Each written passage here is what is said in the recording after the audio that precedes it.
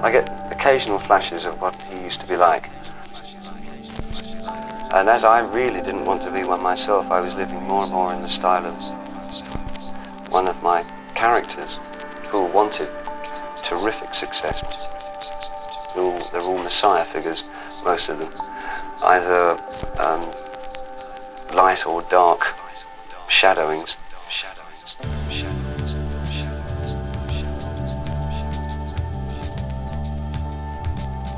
David Bowie didn't just write songs, he became them. I'm very much a character when I go on stage, I feel. Yeah, I believe in my part all the way down the line, right the way down. From Ziggy Stardust to the Blind Prophet, every persona was a reflection of fame, of fear, of beauty, and of the man behind the masks. He was happiest when he was someone else sometimes, you know. There was a bit of schizophrenia in the family. So I think he was sort of projecting all that out into his songwriting. It's a magic world when you can create that little world and portray its environment and the characters in it, and it becomes obsessive.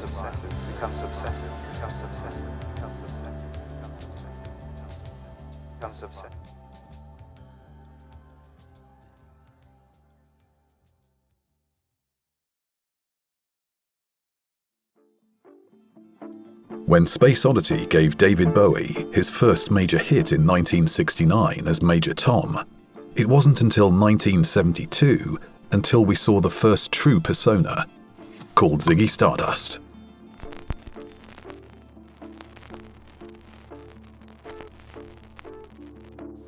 In June 1972, David Bowie released the album that gave Ziggy Stardust his voice.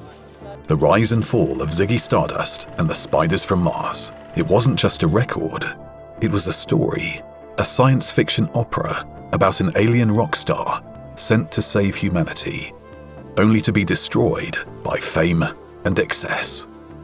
I was a regular visitor to Haddon Hall in Beckenham, where he was living at that time. And there was Angie, and then there was Freddie Beretti and Susie Fossey, all fussing around. There was Angie going up to Liberty's, getting different sorts of material for David's outfits, and you know, it was a real circus up there. And you know, David was sort of slowly being transformed into this Ziggy Stardust character. I first met David when I was 9 years old, when I was enrolling for the 18th Bromley Cubs Scouts. And we both sort of hit it off immediately, actually. I remember once he came into, I was sitting in Haddon Hall with a few other people, and he came in, I've just written this song, do you want to hear it? Yeah. And he came in and started singing Suffragette City. And it went on, yeah, it's great, fantastic, you know, really enjoying this.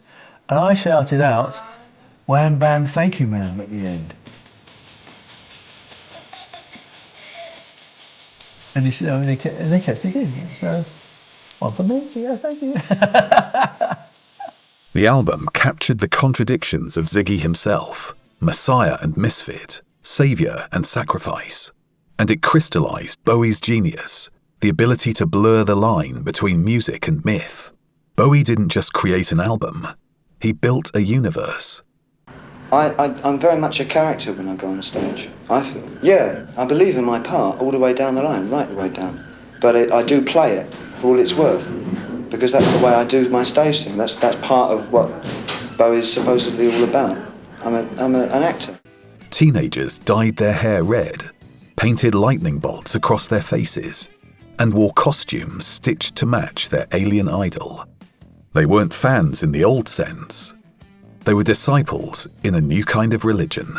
Do you indulge in any form of worship? Life.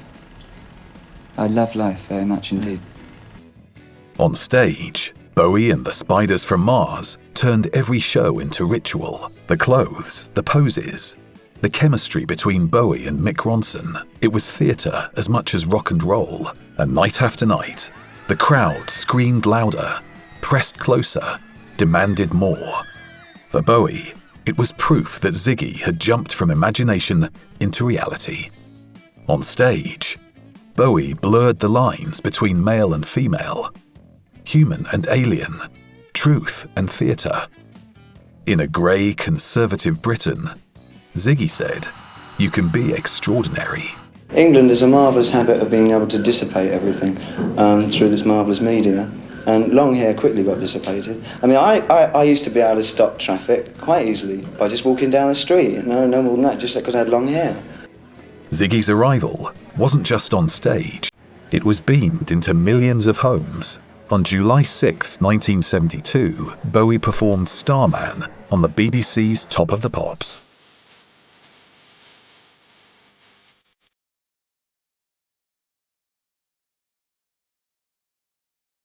The next morning, Britain was a different place.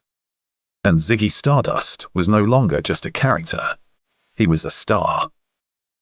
That particular performance was perfect, because there was a time when the camera turned and he pointed at the camera, you know, and all the little girls were going, "Oh, he's pointing at me," you know. Very clever that was. But nice little touch that was, and you know, because I was such a friend of his, I didn't see it like everyone else did. You see, I saw it as David just doing another performance, you know. But it was a bit special. It was good. Bowie loved playing Ziggy. The glitter, the chaos, the sheer freedom of it. He was even being Ziggy when the lights weren't on him. Particular one I remember very clearly in 1972 when we were travelling in the QE2. The first night going down to dinner, David decided to put on one of his Ziggy outfits, albeit kind of a pure white one. People were sort of like, you know, what's that?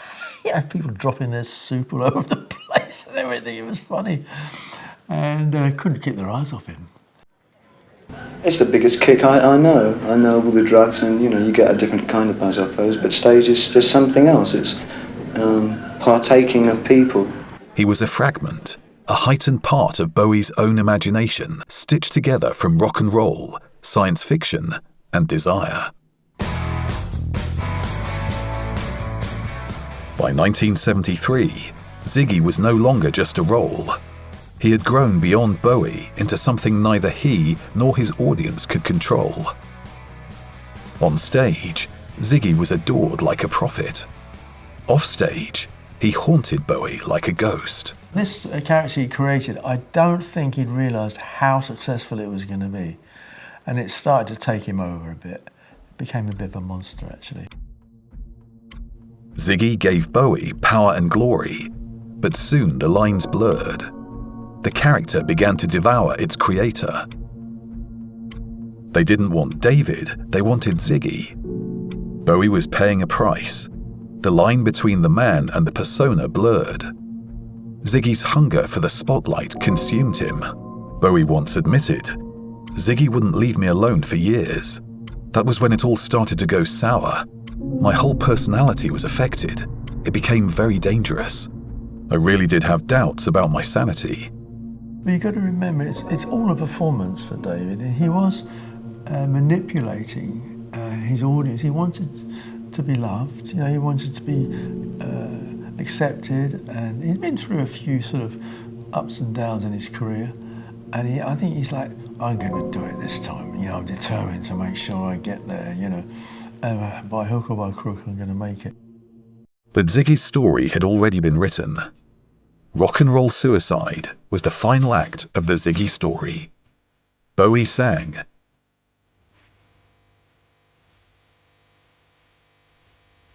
as if Ziggy himself was burning away, and in the climax, the plea.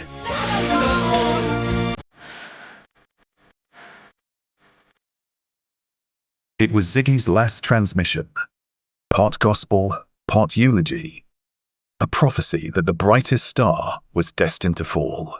But I wasn't surprised that David was getting rid of the Ziggy persona. David wasn't the sort of person to stay with one thing for very long. Since I first knew him, he was always what we called a faddist, you know, in one thing and out of the other. I find that I'm a person who can take on the guises of different people that I meet, and I've always just seemed to collect personalities, ideas, I have a hodgepodge philosophy which really is very minimal.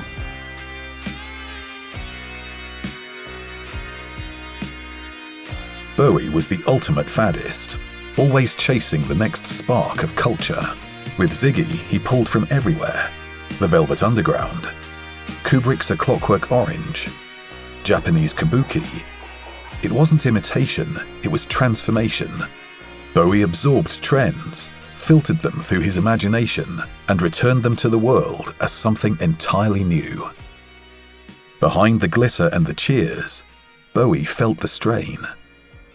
At the height of his fame, Bowie shocked the world at London's Hammersmith Odeon. This particular show will remain with us the longest because not only is it the last show of the tour, but it's the last show that we'll ever do. Thank you.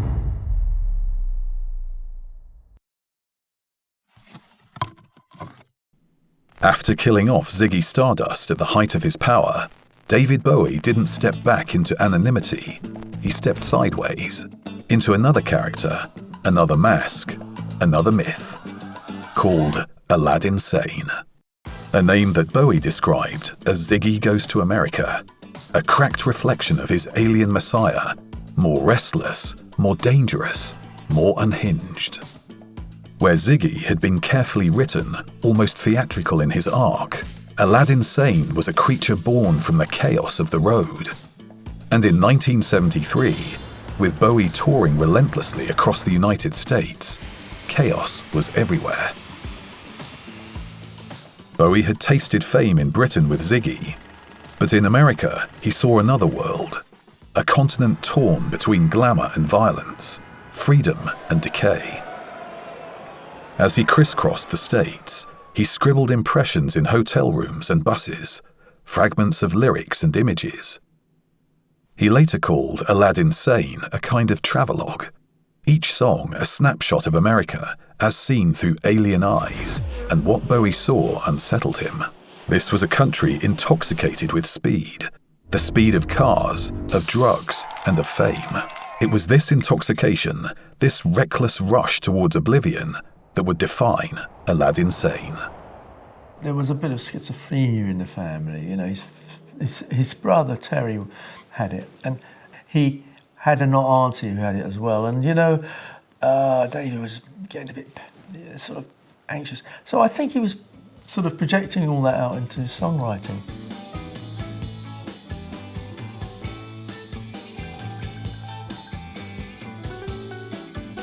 The album cover itself said it all. The famous lightning bolt splitting Bowie's face down the middle, a symbol of duality, of a character torn between glamour and self-destruction, between brilliance and madness. Bowie once joked that Aladdin Sane was really a lad insane. But behind the pun was a truth. This was an unstable figure living on the edge of reality. And for Bowie, playing him was both liberating and dangerous. There is a sense of, with rock and roll, a self-destructive thing about it, you see, and I think that David was trying to tap that into that. But Aladdin Sane, yeah, I think it was a lot of David's influences all crammed into one character, really, yeah. Why there were so many costume changes, because he had so many personalities that each, as far as I was concerned, each costume change was a different facet of personality. The album opened with Watch That Man, a chaotic, boozy party scene, Bowie's voice nearly buried in the mix. It captured the exhaustion and indulgence of life on tour. Then came Panic in Detroit, inspired by tales of riots and revolution. Over a relentless rhythm, Bowie sang of violence and paranoia in America's crumbling cities. It was rock music, but it was also reportage. Bowie the observer, documenting the chaos around him. At the heart of the Aladdin Sane was a new sound, shaped by pianist Mike Garson. On the title track, Garson delivered a jagged, avant-garde solo that ripped through the song like a broken glass. It was unsettling, dissonant, brilliant.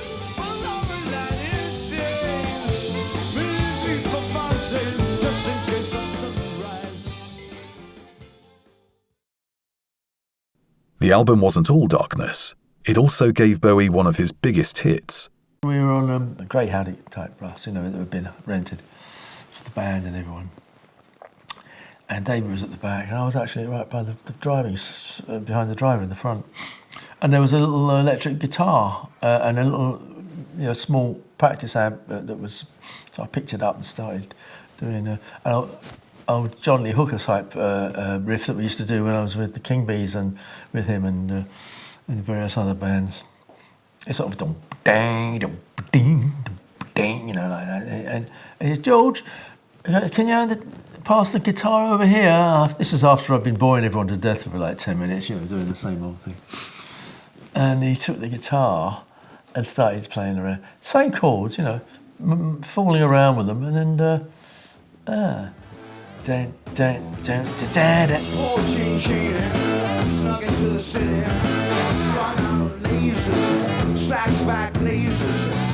A swaggering blues riff, part homage to Iggy Pop, part playful wordplay. It showed how Bowie could fuse American rock traditions with his own futuristic style, creating something both familiar and utterly alien. And yet, even in its swagger, there was something dangerous lurking beneath, as if the whole song might tip over into chaos at any moment.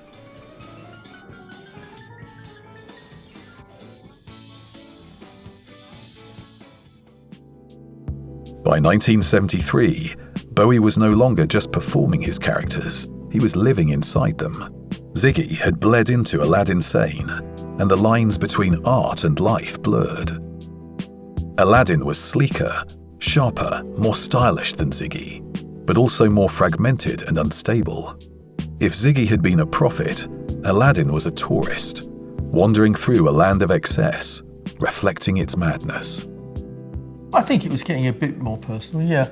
But there again, all artists, be they painting or writers, they all reflect themselves in some way or other in their creativity, and you can't help it. You are what you are, and everything that you've experienced in life comes out in what you're doing, and I think that's how it works, really.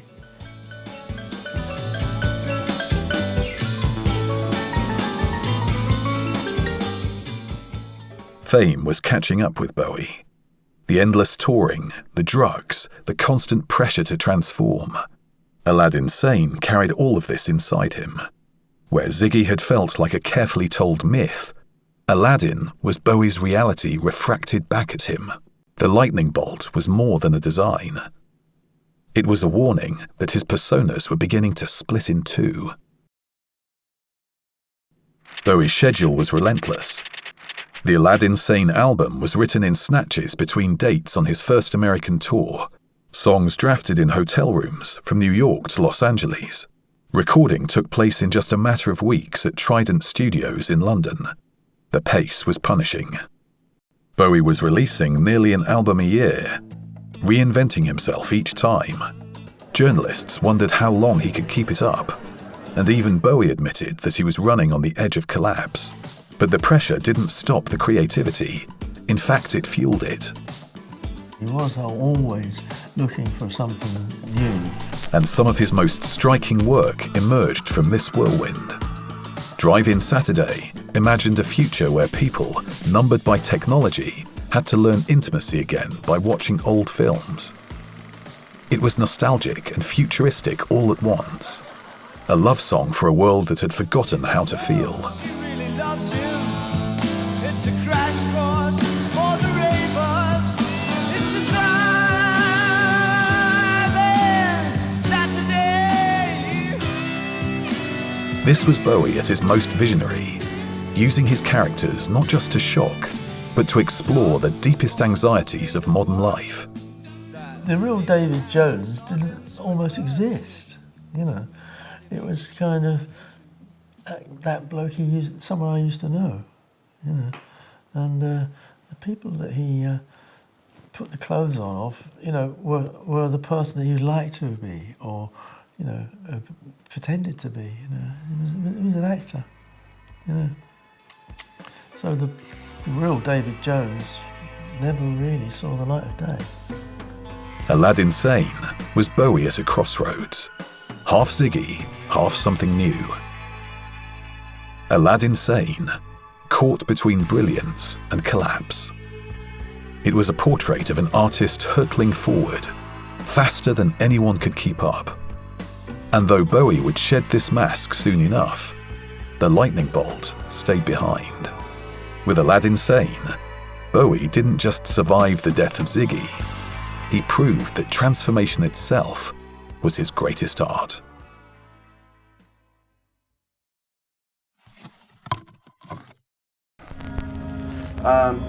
Since Ziggy, good Lord. Well, the last time you saw me or were with me, it was in Los Angeles, wasn't it? One of the worst periods, I think, in my life, I think. I got into a lot of emotional and spiritual trouble there. And so I decided to split and discover new ways of relating to the music business, per se. I wasn't sure exactly what I was in it for anymore. In 1976, David Bowie unveiled his most dangerous persona, the Thin White Duke. The Thin White Duke was born in Los Angeles, but not from glamour, from addiction. By the mid-70s, Bowie's diet was little more than milk, peppers, and cocaine. He was skeletal, paranoid, and sleeping barely 3 hours a night. LA fed the madness. Parties blurred into paranoia. Bowie later admitted he was so far gone, he couldn't remember entire sessions, entire interviews, entire months. I've had the weirdest reactions from people who know you're going to be on. Some of them say they'd be scared to sit and talk with you. Some people said you would bite my neck. It's not very peculiar kind of thing. It's what you want, really, isn't it? And what do you think I'm like? Out of this chaos came the Duke. He was the embodiment of Bowie's state of mind, elegant on the outside, but hollow within. A man polished to perfection, but on the edge of destruction. Last time we met on the air, you were sitting in this studio at this side, and you had a very elegant earring hanging from either your left or right ear. I can't remember. Do you remember that? How are you, Russell? It's nice to see you. The Duke arrived with an album, Station to Station. Released in January 1976, it was only 6 tracks long, but every one was monumental. The record opened with the 10-minute title track, Bowie's longest song to date. It began with the sound of a train, metallic and relentless, before exploding into one of his most commanding vocals. The return of the thin white Duke, throwing darts in lovers' eyes. The avant-garde was something which fascinated him, you know, sort of things which were slightly off-kilter. Anything that was not the norm, you know, something which was a bit extraordinary. It was a proclamation, theatrical and sinister. The Duke, stepping onto the stage of Bowie's imagination. Bowie claimed later he barely remembered making the record. But somehow, he conjured one of his most extraordinary works. A fusion of soul, funk, European electronics, and something altogether new.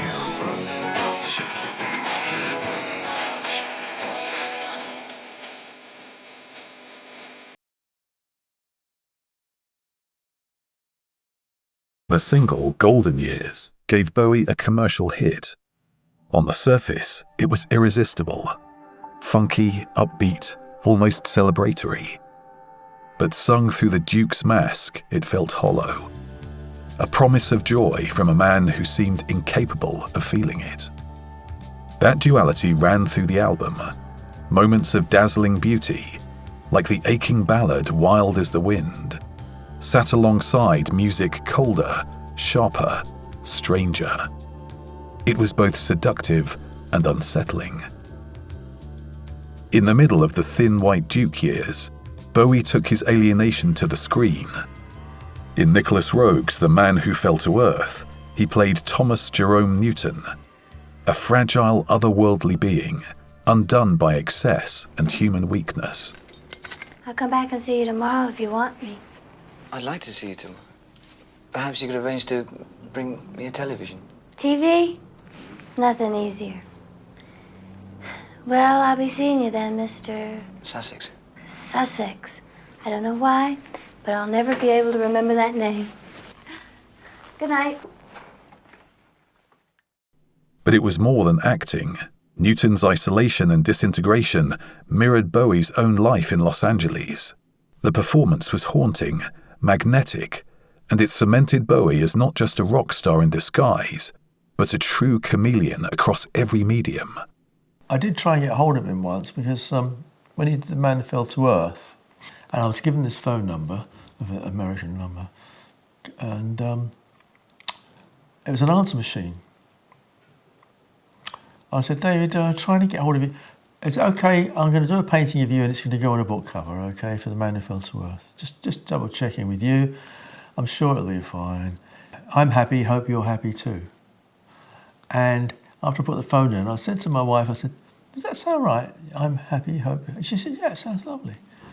And lo and behold,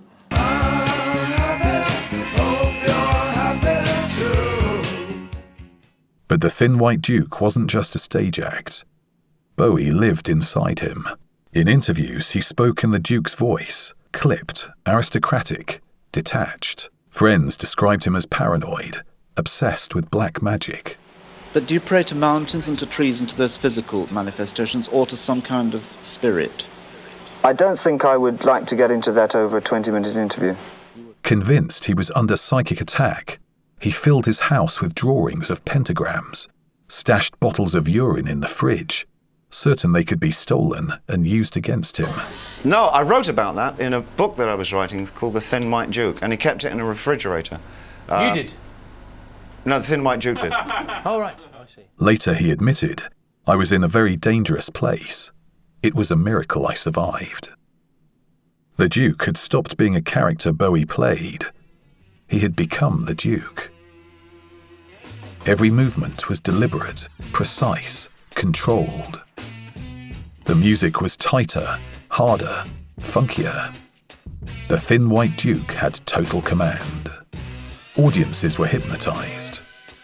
But those close to Bowie saw something far darker. A man disappearing into his invention, barely holding himself together behind the mask. I'm touring, but I'm coming back to England in May to play shows and look at you and look at England. In May 1976, Bowie returned to London and walked straight into scandal. At Victoria Station, photographers caught him raising his arm in what looked like a Nazi salute. Days earlier, he told the press that he believed in fascism, claiming Britain could benefit from a dictator.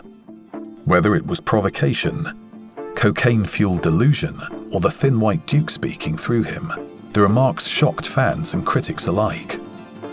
For many, it was the moment Bowie's darkest persona blurred fatally with reality.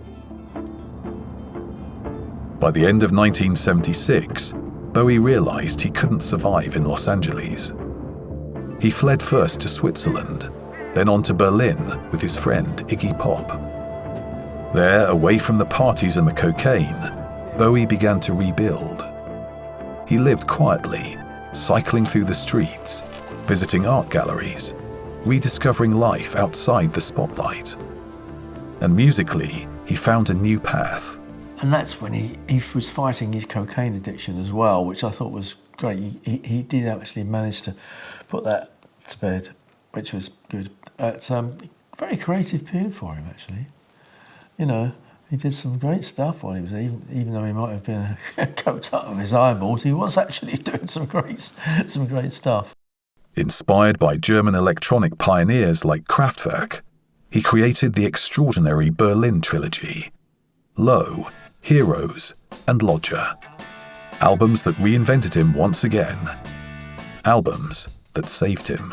As I was leaving America, I knew I had to get to an environment that was totally different to Los Angeles. So I thought of the most arduous city that I could think of, and it was West Berlin. The Thin White Duke was Bowie at his most dangerous and his most fragile.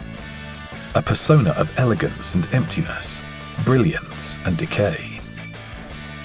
He gave us some of Bowie's most remarkable music, but he nearly destroyed the man behind it. If Ziggy Stardust was the star who fell to earth, the Thin White Duke was the shadow he left behind. And only by escaping him could David Bowie live to transform again. And it's quite a relief, really. I feel a lot more free in what I do. They just needed a positive decision to only do what I want to do and not do things for the sake of what either David Bowie or whoever I was playing last time, Thin White Duke or something, was expected to do. In 1980, David Bowie entered a new decade with one of his boldest statements. The album was Scary Monsters and Super Creeps, a record that felt like both a summing up and a fresh start. The single Ashes to Ashes revisited Major Tom, the doomed astronaut Bowie had first launched into space a decade earlier. But now, Tom was no longer a hero. He was a junkie, adrift and forgotten. But now I feel for the next few years I'll be concentrating on a lot more basic, earthier kind of material. In 1983, Bowie released Let's Dance. Produced with Nile Rodgers, it was a radical shift, a sleek, polished pop record built for dance floors and MTV. The title track exploded onto the charts.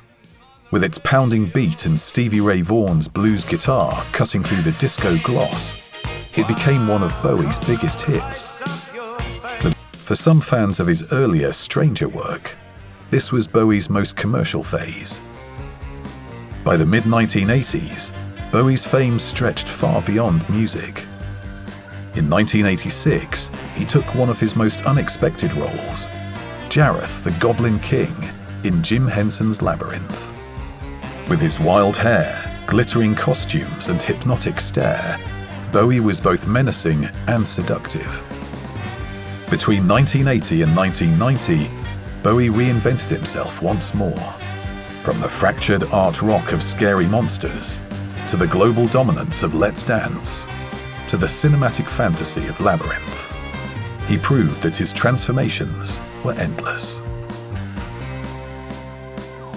Being mid-30s is quite a nice place to be with an amount of experience behind you. I think the perspective changes.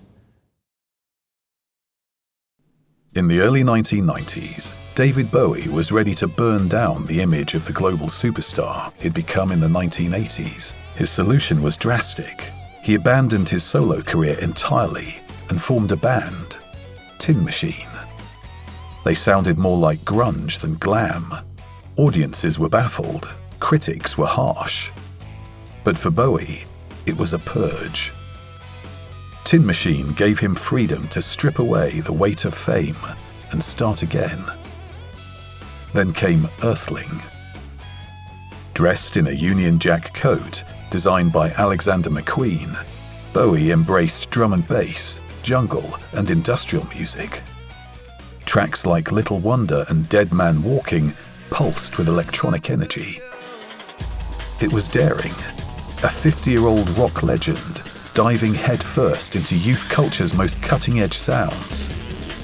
The 2000s, and with them another renaissance. In 2002, Bowie released Heathen.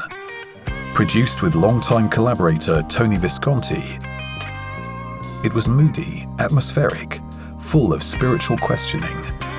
Songs like Slow Burn and Everyone Says Hi wrestled with faith, technology, and mortality.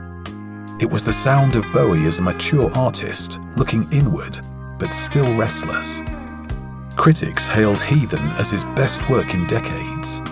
It wasn't chasing trends. It was Bowie on his own terms again, confident, creative, timeless.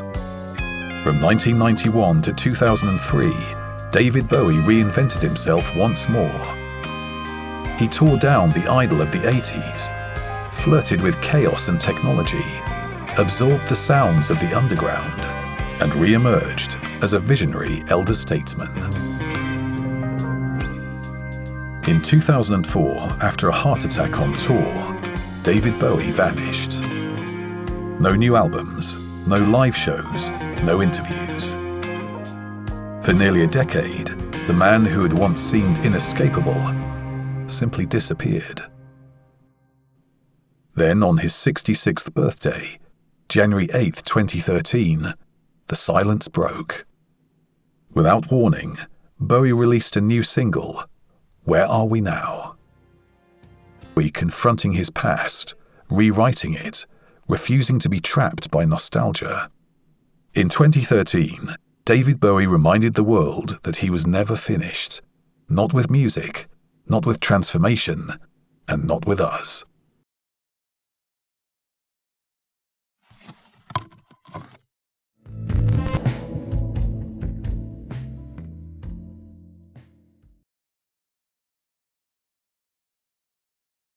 In the winter of 2015, a new figure appeared. Gaunt, frail, he was trembling, spectral, yet strangely calm. This was the blind prophet, David Bowie's final persona, where Ziggy Stardust was a star from another world, where the thin white duke was an empty aristocrat. The blind prophet was something else entirely. A messenger at the end of life. A man confronting death and singing from the other side. It's a very emotional one for me. I do find that the most sort of personal, if you like. The album upsets me a little bit. It just sounds a bit doomy and gloomy. The blind prophet first appeared in the video for Black Star, clutching a book marked with a black star, stumbling through desolate rooms. He was both preacher and prisoner. At times he raged. At times he prayed. He seemed to see the future, and yet to know his time was nearly over. It's quite sad. No, it was sad. It wasn't not a happy sound. I didn't think. No. Fans didn't realise it then, but Bowie was already gravely ill. Diagnosed with liver cancer in 2014. We all know that he wasn't well now, but at the time, not everyone did. Only Bowie, his family, and a few trusted friends understood. This was his goodbye.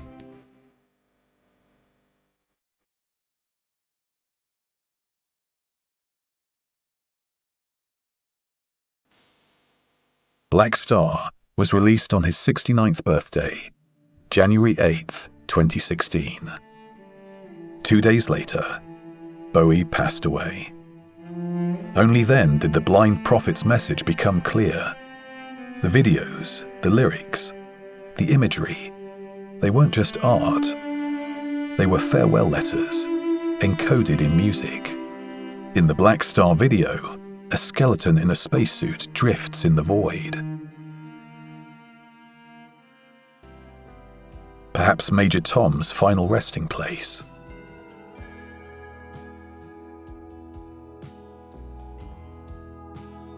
The blind prophet was Bowie's final persona, a mask that faced the unfaceable. It was eerie, unsettling, heartbreaking.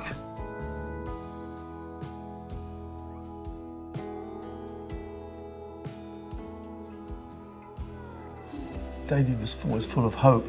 I don't know how ill he was, because if you're that ill and you haven't got long to live, that's what it sounds like, doesn't it? It does sound like that sort of a epitaph, but I don't know whether he thought he might make something else after that.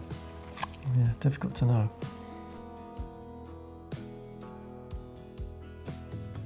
For over 4 decades, David Bowie had hidden and revealed himself through his characters. Ziggy Stardust, Aladdin Sane, the Thin White Duke, each one showed us a different truth. But in the end, it was the blind prophet who told us the most. He showed us that art can face death and transform into something eternal. Bowie once said, "I don't know where I'm going from here, but I promise it won't be boring." We had a relationship which seemed to never disappear. We had a great rapport between each other. Nothing seemed to get in the way of that.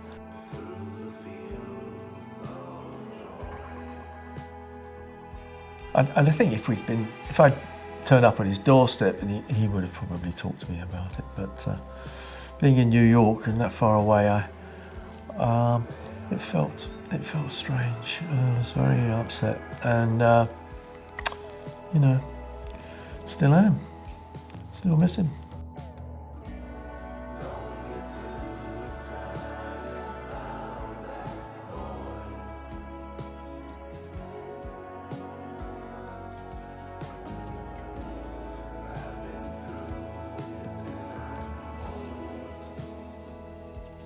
David Jones died, but David Bowie lived forever, didn't he?